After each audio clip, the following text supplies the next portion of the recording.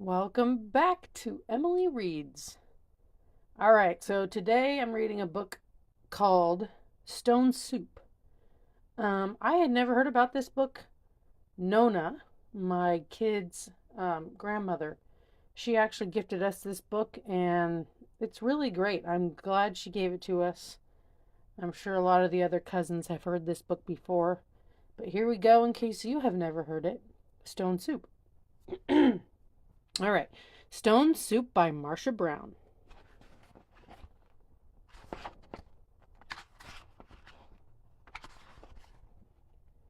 Three soldiers trudged down a road in a strange country.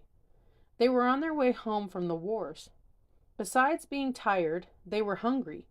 In fact, they had eaten nothing for 2 days. "How I would like a good dinner tonight," said the first. "And a bed to sleep in," said the second. "But all that is impossible," said the third. "We must march on." On they marched. Suddenly, ahead of them, they saw the lights of a village. "Maybe we'll find a bite to eat there," said the first.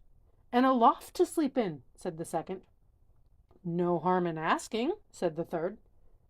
Now the peasants of that place feared strangers.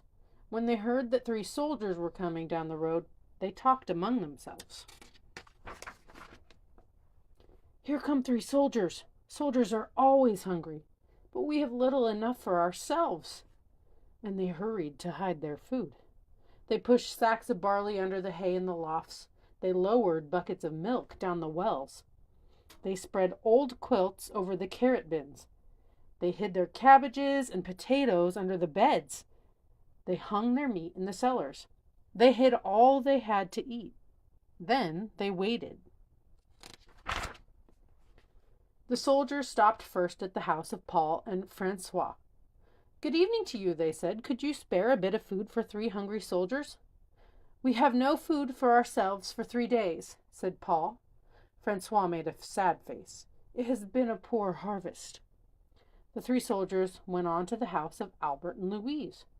"Could you spare a bit of food? And have you some corner where we could sleep for the night?"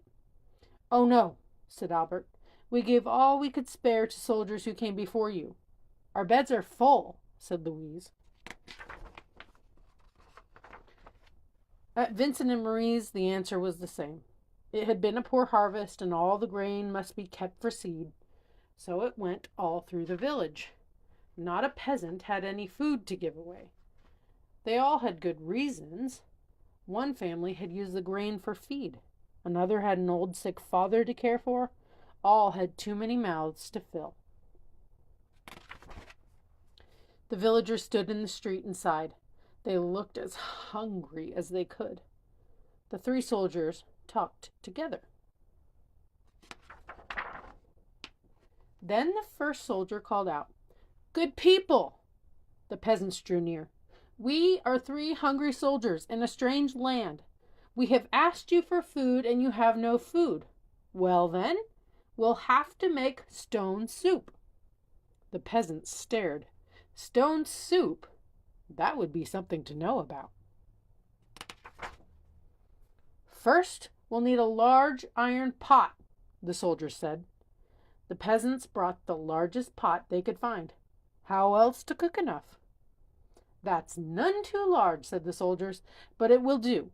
And now, water to fill it and a fire to heat it." It took many buckets of water to fill the pot. A fire was built on the village square, and the pot was set to boil. "And now, if you please, 3 round, smooth stones." Those were easy enough to find. The peasants' eyes grew round as they watched the soldiers drop the stones into the pot. "Any soup needs salt and pepper," said the soldiers as they began to stir. Children ran to fetch salt and pepper.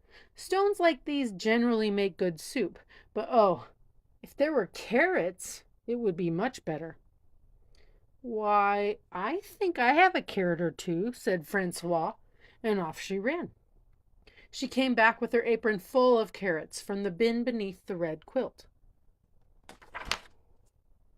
A good stone soup should have cabbage, said the soldiers, as they sliced the carrots into the pot. But no use asking for what you don't have. I think I could find a cabbage somewhere, said Marie, and she hurried home. Back she came with 3 cabbages from the cupboard under the bed. If we only had a bit of beef and a few potatoes, this soup would be good enough for a rich man's table. The peasants thought that over. They remembered their potatoes and the sides of beef hanging in the cellars. They ran to fetch them.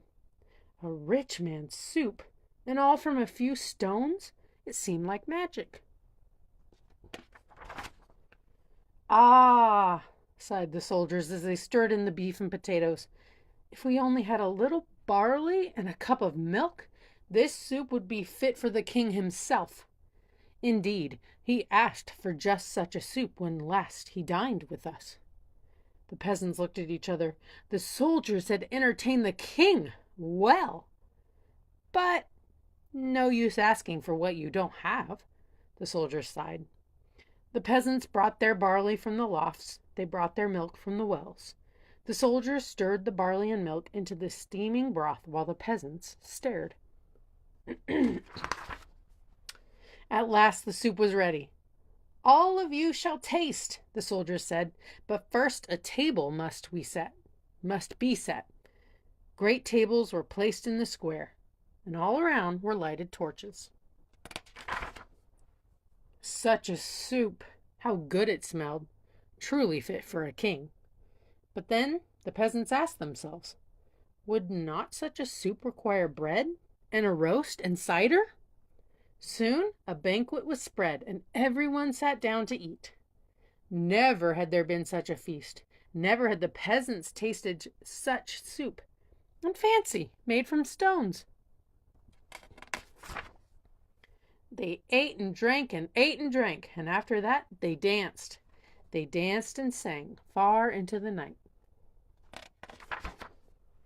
At last they were tired.